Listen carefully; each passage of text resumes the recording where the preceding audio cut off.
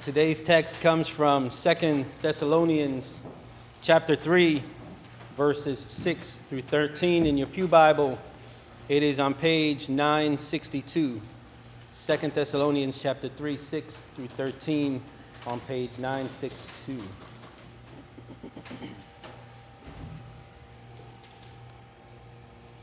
Now, we command you, beloved, in the name of our Lord Jesus Christ, to keep away from believers who are living in idleness and not according to the tradition that they received from us.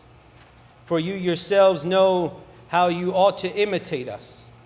We were not idle when we were with you, and we did not eat anyone's bread without paying for it. But with toil and labor we worked night and day, so that we might not burden any of you. This was not because we did not have the right, but in order to give you an example to imitate. For even when we were with you, we gave you this command: anyone unwilling to work should not eat. For we hear that some of you are living in idleness, mere busybodies, not doing any work. Now such persons we command and exhort in the name of the Lord Jesus Christ to do their work quietly and to earn their own living. Brothers and sisters, do not be weary in doing what is right. The word of the Lord. This book, this writing, this letter is said to come from Paul, but it seems like it might have come later on in the name of Paul or someone who followed closely with Paul. And it's following in the footsteps of 1 Thessalonians, where he's encouraging people, and in his other writings also is encouraging people to imitate him as he imitates Christ. And here this writing is encouraging the people to imitate him, for he is following in Christ's steps. So this writing comes at a time when things are going on, where things are happening, where it seems like there are people who are not doing or keeping up with what they should do or keep up with. And so the writer is writing and encouraging the people to not to be still and not to be stuck in the things that they may be doing, but to take action and to step forward, to start walking forward and not live in just this idleness that may be occurring. So he's encouraging the people to do, to move, to continue forward where they may be waiting. And so part of what we may be thinking is, why would he be writing this? Why would this writer, the author, whether it's Paul or not, why are they encouraging people, and what could cause people to be idle and to not be doing the things that they need to do? In the early church, and this still happens today, but especially in the early church, they believed that Christ was coming right away. And so everything they did was pointed to the return of Christ. And since Christ was coming so quickly, then I don't have to do anything else, was the thought process.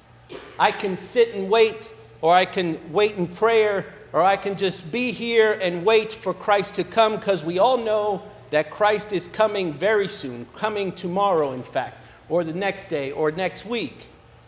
And so this, rather than leading to a life of activity and action, rather than leading to a life that was anticipating the coming of Christ and trying to do as much as I can until Christ comes, because I know he's coming so soon, it led some people to a life of idleness and waiting. Rather than being people of action, rather than seeking to do all this before Christ comes tomorrow, people decided and turned to the opposite way and decided to wait and to not do because Christ is coming tomorrow or very soon. And so, as you might imagine, this led to difficult times for certain churches, and it seems like especially here in Thessalonica, in the church at Thessalonica, it was a different moment, a difficult moment. So instead of Christ and the coming of Christ being something to anticipate with eager anticipation and vigor and going out and preaching the gospel because Christ is coming so soon, they tended to lay back and wait because Christ is coming so soon. See, the same words can mean so many things to different people. And rather than leading to a movement of action, which in fact is why the church started and how the church started. The church started because of action. When Jesus was here, Jesus just didn't discuss the issues. Jesus acted upon it. Jesus didn't wait until people were hungry and say, you know what, let's talk philosophically about food and how it helps the body to continue forward and how its elements break down within us and it allows our bodies to get energy, and our bodies are now allowed to move because of the food that we eat. He didn't have a philosophical conversation about food. When 5,000 men and more than that, including the men, the women, and the children, almost 10,000 were hungry, he didn't decide to have a theological, philosophical conversation about it. He took 5 loaves of bread and 2 fish and multiplied it and said, here, eat. When it was time for him to go to the cross, he didn't decide to have a theological or philosophical conversation about what it meant and how it broke down, how he would carry the sins of man onto this cross, and then it would stay there, it would die, and then he would resurrect. He didn't get into all of this philosophical, theological conversation. He went and he suffered and he died and he resurrected. The early church, when they were waiting, because Jesus said to wait until the Spirit came, they didn't just allow the Spirit to come and then have a philosophical, theological conversation about it. On that very day of Pentecost, when the Spirit of the Lord descended, that it looked like tongues of fire upon them, that very moment they went out and they shared the gospel message. They could have stayed in the room and had a philosophical, theological conversation about what was happening. Do you see what's happening? These things upon us are come, and now we're speaking in different tongues. Isn't this amazing? Isn't God amazing? Isn't all of this that's happening just incredible? Let's discuss this for the next 3 years. No, they didn't do that. When the Spirit descended, they went out, and 120 people became 3,000 followers on that day. Action. When Peter was praying on the roof of a house and God gave him a vision of unclean animals, he was like, no, I never touch those things. I'm a very pure and decent man. I would never eat an animal that was unclean or touch or go into any place that was unclean. I would never, ever do that. He was having this philosophical, theological conversation with God. And God said, no, now it's time for you to see differently. And God sent him to Gentile people who were unclean because they weren't Jewish and they weren't following the Jewish faith the way they should have. But God sent them there. Action. When Paul was walking, or Saul was heading to Damascus to seek out the people who were following Jesus, to seek out those who were trying to destroy the faith, to seek out those who were going against the Jewish faith, I should say. He had the right. He had a letter from the priests, from the Pharisees. He was important. He was going to destroy this movement until Christ appeared to him. Even after his resurrection and ascension, Jesus still took action. And Paul could have just stayed with the vision. He could have just stayed still and philosophized and theologized about what had happened to him on the road to Damascus. He could have sat and taught at a university and discussed all the things that God had done and how his life had changed in that moment, but he didn't stay still. He went out and preached the gospel to all the world. Action. God has called us to be a people of action. When we look throughout history and we look to the Reformation in the 16th century, they may have thought about it and talked about it, but it wasn't until action was taken when Martin Luther put the 95 Theses on the door of the cathedral in Germany. It was action that started the Protestant Reformation.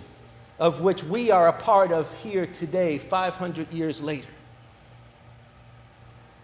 Martin Luther King could have just been a pastor in the South, in Atlanta, and probably done just fine. He could have influenced people, and he could have had, but God called him to bigger things, to be a person of action, a movement that started a movement of action to share and to save and to stand up for.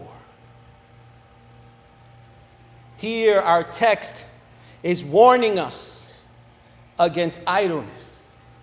It's warning us against being people of discussion only.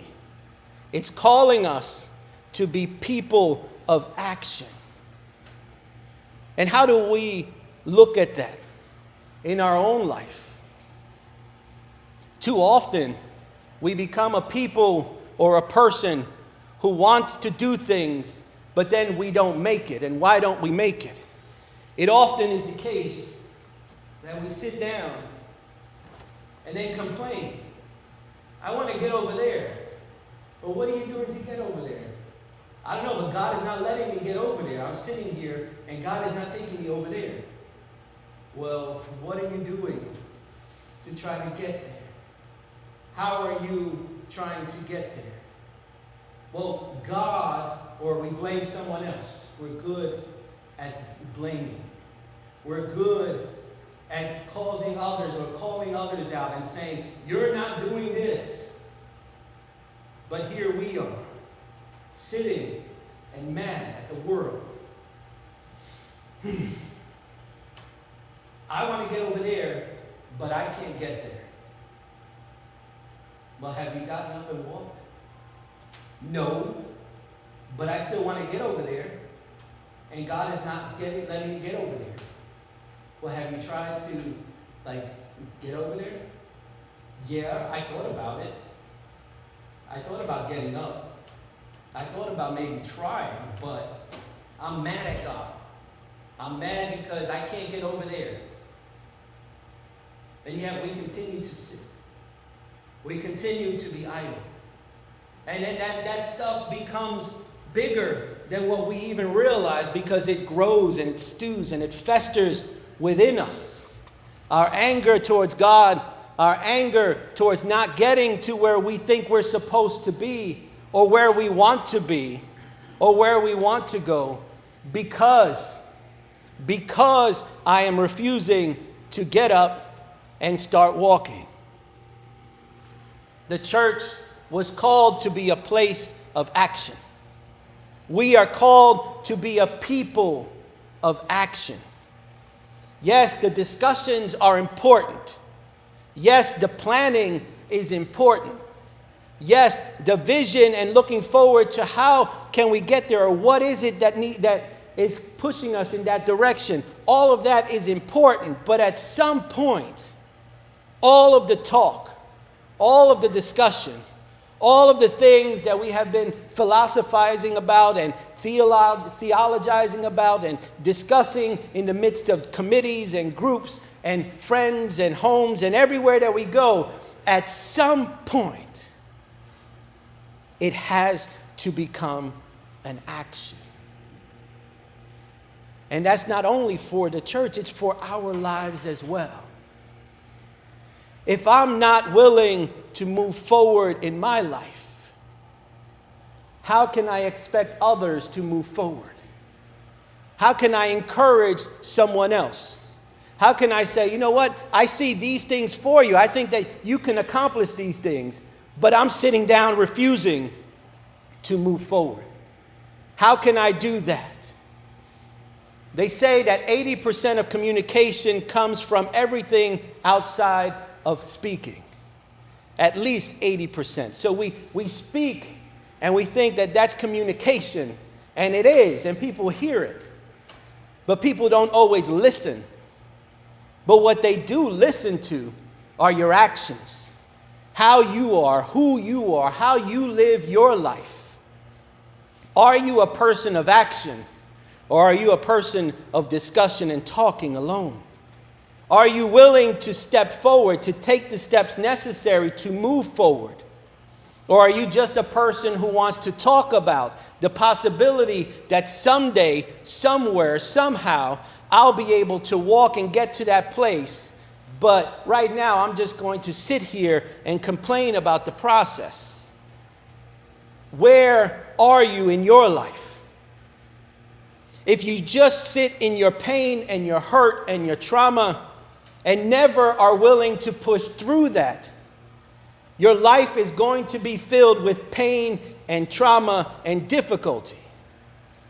And this is a balancing act, because yes, when we are in pain and when something happens and when we're walking through the journey of grief, you have to stay there for a moment.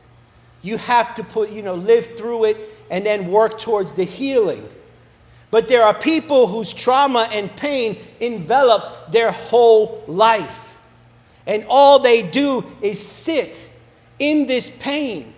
And if you're sitting in this pain and this trauma and never moving forward, never even pushing, never even trying, just sitting in it, guess what kind of person you're going to become?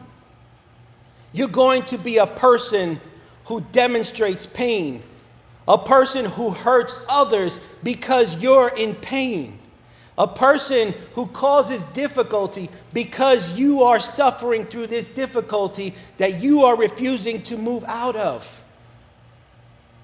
That's a difficult statement to make, but it's true. So many people live in their own brokenness for so long that they can't see beyond it. And that's what this text is warning against. It's warning against our idleness to just live in our pain. To just live in I am so broken. I am so much in pain. I am in so much trauma. I have suffered so much. Yes, it's okay to acknowledge that.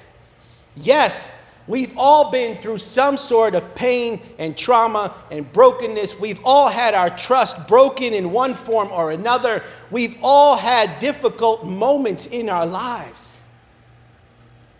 But you can't just sit in your pain, because it will cause you to just stay still. And if you stay still, and it's medically, if you don't move, your muscles will atrophy. Your body will stop responding the way it should. Your body will stop. So literally, physically, if you decide not to move and just lay in bed for weeks and months and for a long, long time, your body will physically respond to that. So imagine yourself spiritually and emotionally if you continue to just sit immobilized in this stuff. The same thing is going to happen. So yes, at the moment of pain and through the journey of grief, yes, we need to sit through it and work through it. But that's the whole point. You have to be moving forward through it. You can't just sit in it, be idle in your brokenness and your pain, because if you stay there, everything around you, everything you see will be through the lens of pain and trauma. It will be through the lens of difficulty. It will be through the lens of this hurt and mistrust. And therefore, relationships won't be built. Relationships will continue to be broken. Things will continue to happen because of your refusal to move forward. So God is calling us in this day. Jesus is a God of action. The apostles were people of action. The church is a community of action. So we are called on this day, even if it has to start today. It doesn't matter if you have been living in your pain and staying there. It doesn't matter how long you have been suffering through the pain of loss, through the pain of abuse, through the pain of mistrust, through brokenheartedness, through all of these things that have caused you your pain. It's time to start moving forward. In order to heal, in order to be whole once again, you have to start moving out of your pain. And I'm sorry to say it's not easy, and it won't be easy. But I promise you, it's well worth it. To be able to be free of this pain and trauma that has held you down for so long. To be free of this guilt and shame that continues to hold you back and you're unable to move forward from. To be free of these things, of a broken heart, of mistrust, of not being able to trust others. To be free from that is life altering. And that's the Jesus whom we believe in. A Jesus of action. Jesus who alters our life. Jesus who takes you from where you were and takes you to where you could be if you allow him to. Jesus who sees a little seed in a dark, dank place underground and builds it up and out into a great tree, into a redwood that can live for hundreds of years. That can be each of us. We can be a little seed that may look like nothing, but in the hands of God, in the hands of Jesus, we can be anything that God envisioned us to be. But if we continue to sit in our pain, if we continue to sit in our trauma, if we continue to allow our lives to revolve around those things, our lives will never be able to move forward. So this day, right now, today, I dare you, I challenge you, I encourage you to step away from the pain that's holding you down. To step away from the trauma that was, because it's just that. It's trauma that was. And allow God to bring your heart back together, to bring your life new breath, to take your life that you feel is so broken it can't be redone. Allow God to show off and show you how. God created from nothing, and how God spoke things into existence. Allow God to be God in your life and speak your life into a whole new existence. I dare you to take that challenge. I dare you to let God do something amazing in your life if you only step away from your pain and your trauma and allow God to be God in your life.